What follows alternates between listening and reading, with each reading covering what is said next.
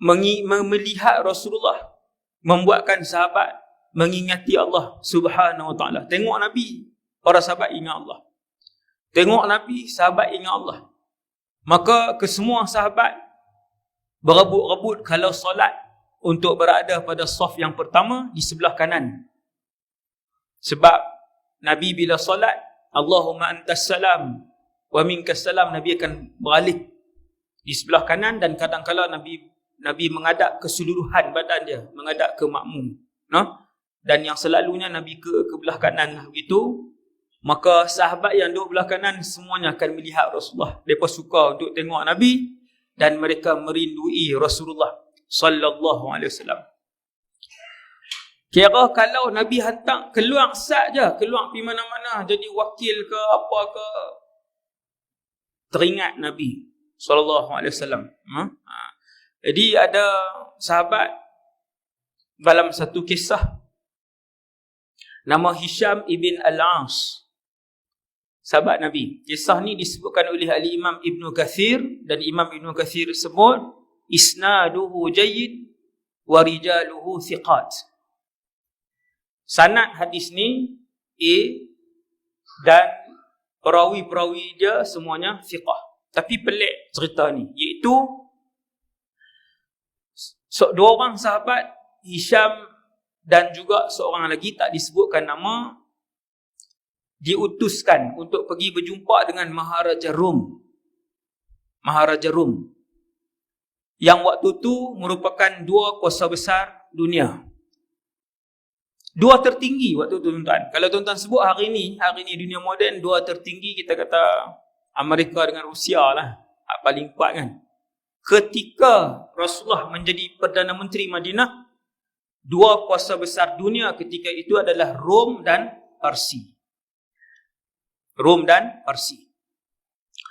Kedua-dua ini dikalahkan pada zaman pemerintahan Sayyidina Umar bin Al-Khattab. Kalau tuan-tuan nak dengar cerita dia, suruh Ustaz Fitri buat tajuk tu, panggil mana-mana Ustaz kan. Bagaimana mereka dikalahkan pada zaman Sayyidina Umar. Zaman Sayyidina Umar ni zaman keemasan Khulafa' Rashidun. Zaman emas Khulafa' Rashidun ialah pada zaman Umar bin Al-Khattab. Jadi waktu hantar ni bukan zaman Sayyidina Umar, sama ada zaman Rasulullah atau pada zaman Abu Bakar peristiwa ni. Dua sahabat ni pun pi. Cerita panjang ke pendek? Kan, dua sahabat ni pun pi. Kemudian jumpa menteri besar dia dulu. No? Maharaja Rom ni dia ada menteri dia banyak lah. Di mata-mata tempat. Dia punya gubernur dia. Dia maharaja, dia ada gubernur dia banyak. Jumpa gubernur dia di Syria, di Dimashq. Damsyik tu, di Dimashq. Jumpa, berunding apa semua, ni saya pendekkan lah tu. No? Berunding apa, kemudian akhirnya dapat berjumpa dengan maharaja pertama. Maharaja Rom, nombor satu punya. Maka mereka ni pun pi. Bila jumpa dengan Maharaja Rom yang pertama ni, Maharaja ni pun soal jawab lah, sebab ada penterjemah di situ yang fasih bahasa Arab, soal jawab. Kamu solat macam mana, kamu puasa macam mana, kamu soal jawab bang apa semua. Dan kedua-dua sahabat ini pergi untuk berjumpa dengan salah satu daripada kuasa besar dunia ini adalah untuk menyebarkan Islam. Bukan nak jual minyak kelapa sawit.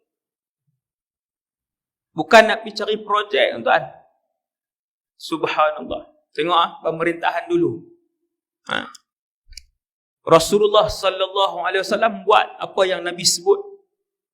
Apabila Nabi sebut kepada kita untuk kita mengajak orang lain kepada Allah dan Islam, Rasulullah sendiri dengan berani, Abu Bakar sendiri dengan berani, Sayyidina Umar juga dengan berani berdakwah kepada maharaja-maharaja, presiden-presiden dunia ketika itu untuk mereka memeluk Islam kalau nak selamat. Padahal tentera Madinah ketika itu, tentera Madinah waktu itu tidak melebihi 100,000 orang. Tentera Madinah. No? Rom kalau dia arah tentera cawangan saja boleh turun 300,000 orang. 400,000 orang. Ada kisah dia. Saya ambil angka tu bukan saja-saja angka tu. Rom, maharaja dia, kalau dia arahkan gubernur dia, gubernur mana-mana, gubernur ni macam menteri besar lah. Dia arahkan gubernur sekian, buat turun, pergi serang sekian. 400,000 turun. Bukan yang pusat lagi tu. Tu baru tentera yang punya ramai. Tapi berani Rasulullah, berani Abu Bakar, hantar surat, hantar wakil lagi. Bawa surat, pergi. Sebut kepada mereka, kami pesuruh kepada Rasulullah, utusan kepada Rasulullah sallallahu alaihi wasallam mengajak kalian kepada Islam. Kemudian tak habis hari itu, Maharaja Rom bagi satu rumah, homestay lah kot. Takkan homestay lah, Maharaja Rom kan. Sahabat Hisham ni kata rumah cantik, rumah mewah, bagi kat mereka untuk duduk selama beberapa hari. Dan ada satu malam mereka pun dipanggil. Tuan-tuan, kisah ni. Dipanggil untuk pergi ke satu tempat, bangunan lah. Maharaja ni sendiri. Tuan-tuan tengok dia punya khazanah negara dia yang dia nak tunjuk. Masuk ke dalam bangunan yang besar tu, maka ada banyak kotak-kotak yang dikunci dengan rapi. Kotak lah, kotak. Maka Maharaja Rom pun bawa pergi dekat, dia pun buka kotak yang pertama, buka kotak tu dikunci, khazanah negara tu dalam tu, kemudian dibuka. Dia ambil satu bekas sutra, kemudian dibuka, bekas tu ada muka orang. Leher dia panjang. Kemudian dia tidak ada jambang. Orang tadi ni. Kaca. Maharaja Rom pun tanya, "Ata'rifuna man hadha?" Kalian kenal ke siapa ni? Sahabat dia orang tadi kita tak tahu. Dia pun sebut, ni Nabi Adam alaihissalam. Gambar. Cerita ni cukup pelik main mana gambar zaman tu. Kan? Cukup pelik Tapi cerita ni diriwayatkan oleh Al-Imam Ibn Kathir lah. Kan? Dan dia kata sanad dia jayid. Kan? Bukan dhaif, bukan ni. Nabi Adam. Dan Nabi Adam tuan-tuan, setakat yang saya tahu, satu-satunya Rasul yang tidak berjambang. Macam orang Melayu. Ni orang panggil janggut tau. Ajak orang pula. Jambang ni hak ni. Dia panggil lihyah dalam bahasa Arab. Yang ni dia panggil kausajun. Kausaj, asy-sya'rul ladzi yanbutu tahta adh-dhiqni. Rambut yang tumbuh di bawah ni. Waktu saya duduk asrama dulu ni, asrama hak ada 5-60 buah negara dunia tu, saya tengok dalam dunia ni yang negara bangsa manusia yang tak ada jambang ni hanyalah Jepun, China, Korea dengan Melayu. Jepun, China, Korea yang sepek-sepek ni kan, lepas tu Melayu. Kita tak ada jambang. Dan bila baca hadis Nabi Adam AS tidak ada jambang. Dan penduduk syurga kesemuanya akan diubah bentuk tubuh dan juga rupa kita mengikut Nabi Adam AS. Iaitu tinggi kita dalam syurga 60 hasta seperti tinggi Nabi Adam, dan muka kita tak ada jambang seperti Nabi Adam AS. Tak ada ni, kosong. Kemudian dia Maharaja Rom ni, dia yang pegang sendiri kunci tu. Kemudian dia pun pergi kepada kotak yang kedua, dia pun buka, dia pun buat keluar satu gambar. Banyaklah ciri-ciri yang disebutkan, saya tak ingat dah hadis tu.